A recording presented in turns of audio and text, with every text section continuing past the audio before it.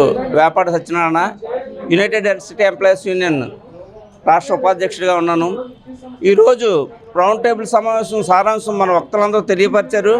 ముఖ్యంగా ఈ రాష్ట్రంలో కేంద్రంలో ప్రభుత్వం ఏ అయితే సంస్కరణలు అమలు చేస్తుందో గత 10 ఏళ్ళుగా గత బీజేపీ ప్రభుత్వం ఏం చేస్తుందో జగన్మోహన్ రెడ్డి అయితే అవ్వచ్చు, ఈరోజు కూటమి ప్రభుత్వం అయితే కావచ్చు, వాళ్ళకు ఒత్తాసే పలుకుతున్నారు.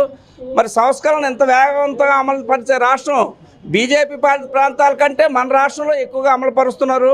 దీన్ని మేము పూర్తిగా వ్యతిరేకిస్తున్నాం. భవిష్యత్తులో పోరాటాలతోనే సాధించుకోగలం తప్ప మా తూతు మంత్రంగా ఏది సాధించుకోలేం. కాబట్టి ఈ ప్రభుత్వ రంగాన్ని కాపాడుకోవడం కోసం మా సాయశక్తుల కార్మికులందరినీ ప్రజల్ని ఏకతాటిపై తీసుకొచ్చి మేము ఈ సంస్థను కాపాడుకోవడానికి ప్రయత్నం చేస్తామని సభాముఖంగా మీకు తెలుసు. ప్రాబ్లమ్స్ సంస్థ ప్రైవేటు పరం అవడం వల్ల ప్రజలకు, ముఖ్యంగా కార్మికులకు, ఉద్యోగుల కంటే ప్రజలకు తీవ్రంగా నష్టపోతారు.